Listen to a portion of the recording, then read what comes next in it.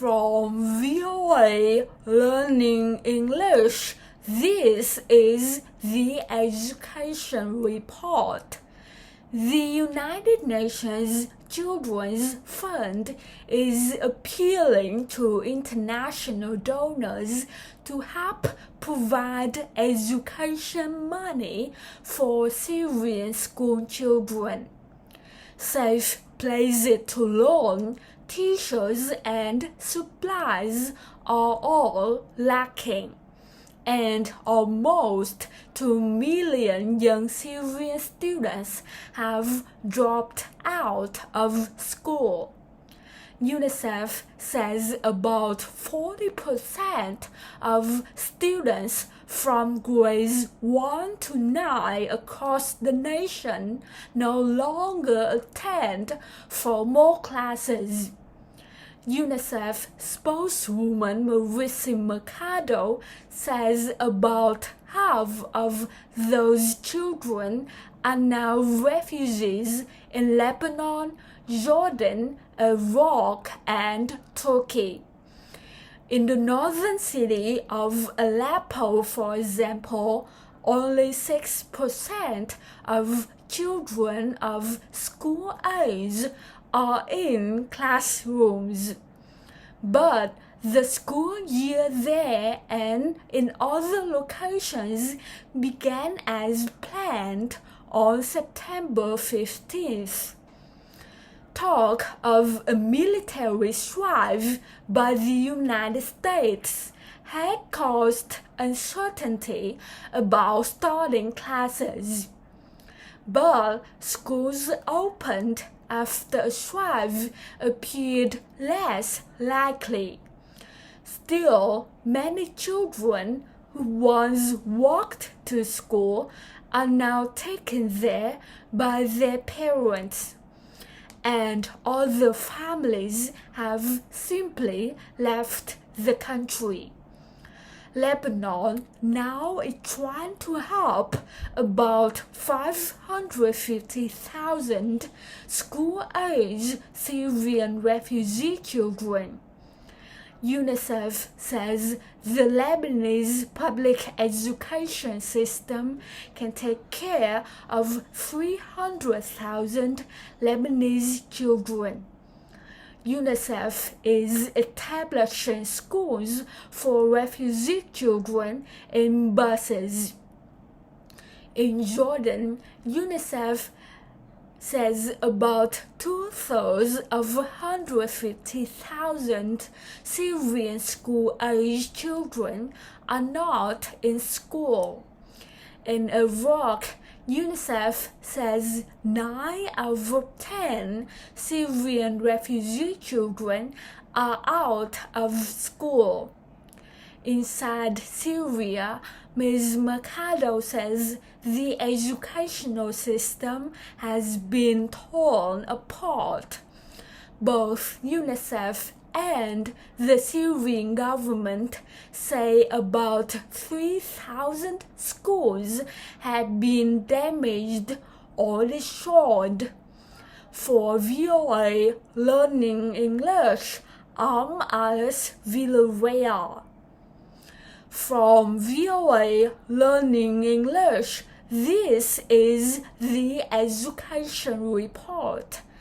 Kid Pen Alley is a non-profit organization that holds songwriting workshops for students across the United States. The organization recently visited a school in the Anacostia area of Washington. The children presented a concert with the help of songwriter and recording artist Paul Weisler. He established Kid Pen Alley in 1999. Since then, he has worked with more than 35,000 students and produced more than 2,200 songs.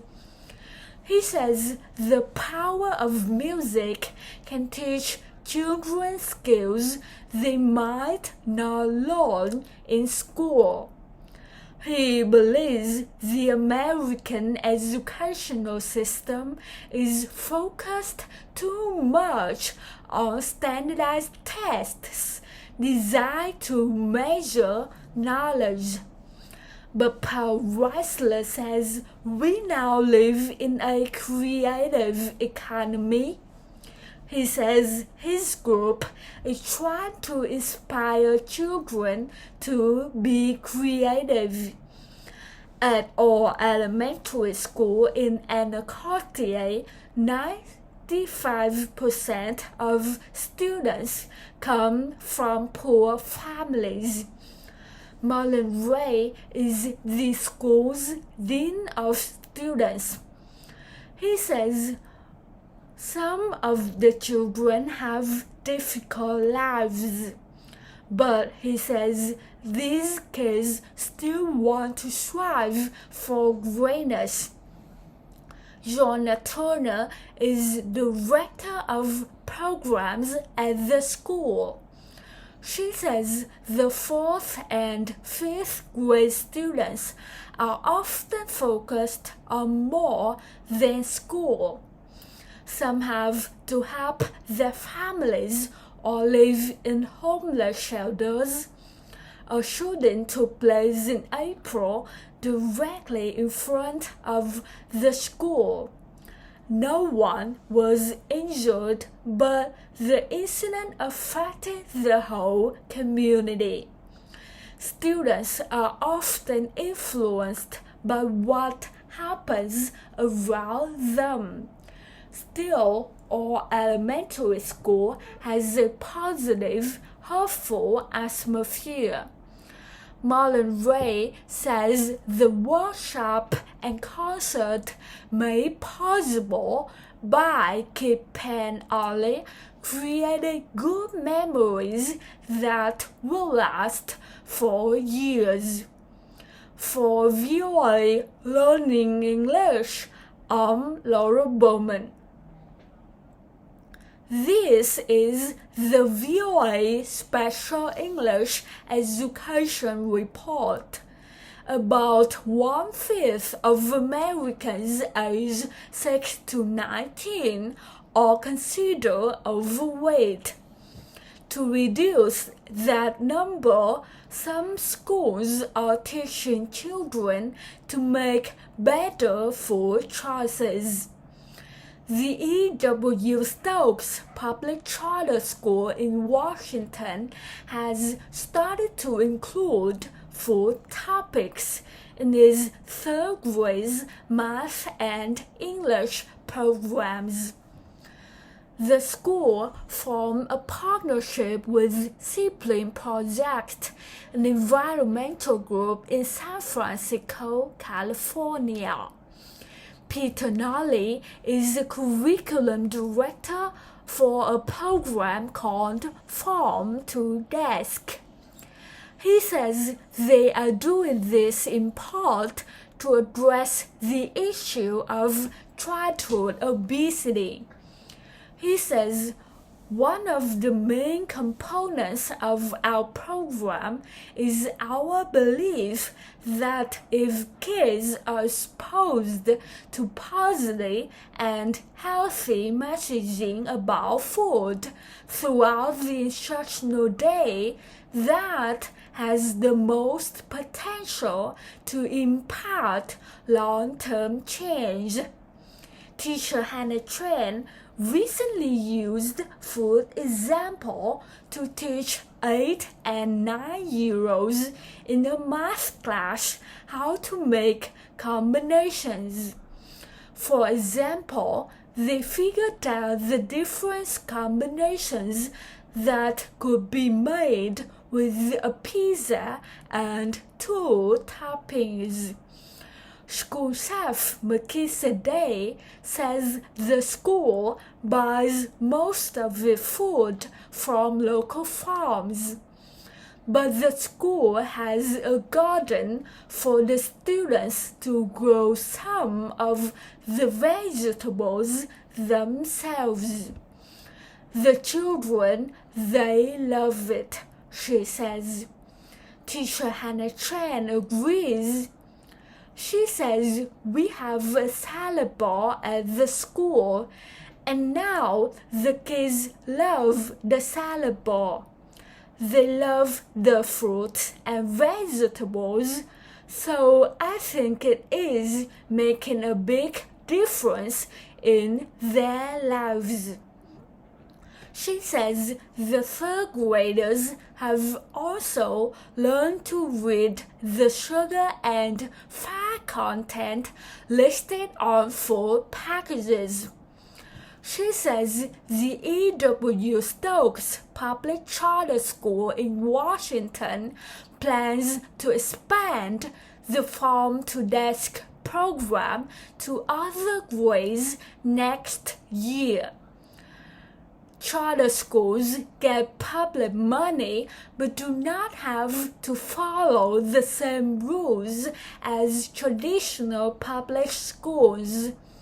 Many charter schools have specialized area of study, like Environmental Charter High School near Los Angeles. Students learn the importance of protecting the environment. Vigo Estrada says he used to be the kind of person who threw trash on the street. But now he has done things like clean up beaches and teach elementary school students about the importance of water conservation. He says he now knows that going green actually is a really serious topic. Students learn from teachers and outside experts, like the owner of an environmentally friendly business. They also learn how to prepare a business plan that they can use to help pay for college.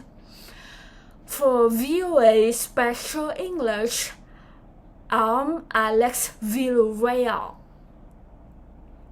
From VOA Learning English, this is the Education Report. Imagine you are students in Mexico, and your teachers ask you to write a report about the country's ancient Aztec civilization. You now can do your own research on the subject through the World Digital Library, or WDL. One of the 8,000 items listed on this website is the general history of the things of New Spain. It was written in the 16th century by a member of the Roman Catholic religious order.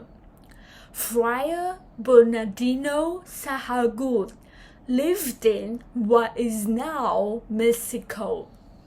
He liked many qualities of the Aztecs and wrote 13 books about them in Spanish and Nahuatl, the Aztec language. The books are stored in Florence, Italy, but you can read every page and see every picture with the word Digital Library. The library has at least one item from every member countries of the United Nations Educational, Scientific and Cultural Organization, or UNESCO. UNESCO and the U.S. Library of Congress launched the WDL in 2009. Since then, more than 25 million people has visited part of the collection. The library provides free access to thousands of objects of cultural and historical importance. The library is looking for information about Arabic and Islamic science, says Musa Murawa. He is a WDL researcher who works on all of the library's documents in Arabic. Arab countries and the libraries are strong supporters of the World Digital Library. The libraries shows the United States as a partner with Arab countries in an area other than military or security matters. The library also is helping countries make electronic copies of their documents so that they are available to computer users around the world. For VOA Learning English, I'm Carolyn Pusuti. From VOA Learning English, this is the Education Report. Teachers and parents usually call attention to the pictures when they read storybooks to preschool children. But a study published in 2011 suggests that calling attention to the words and letters on the page may help attract reading. The 2-year study compared children who were read to this way in class with children who were not. The children whose teachers most often discussed the print showed clearly higher skills in reading, spelling, and understanding. These results were found 1 year and even 2 years later. Shane Piasta at Ohio State University was an author of the study. She says most preschool teachers would find this method manageable and would need only a small change in the way they teach. They already read storybooks in class. The only difference would be increased attention to the printed text. If you get children to pay attention to letters and words, it makes sense they would do better at word recognition and spelling. But research suggests that very few parents and teachers do this in a systematic way. The report appeared in the journal Child Development. More than 300 children aged 4 and 5 were observed for the study. The children came from poor families and were below average in their language skills. There are different ways that adults can talk to children about print. They can point to a letter and discuss it, and even trace the shape with a finger. They can point out a word. They can discuss the meaning of the print or how the words tell the story. And they can talk about the organization of the print, for instance, showing how words are written left to right in English. For VOA Learning English, I'm Alex Villarreal.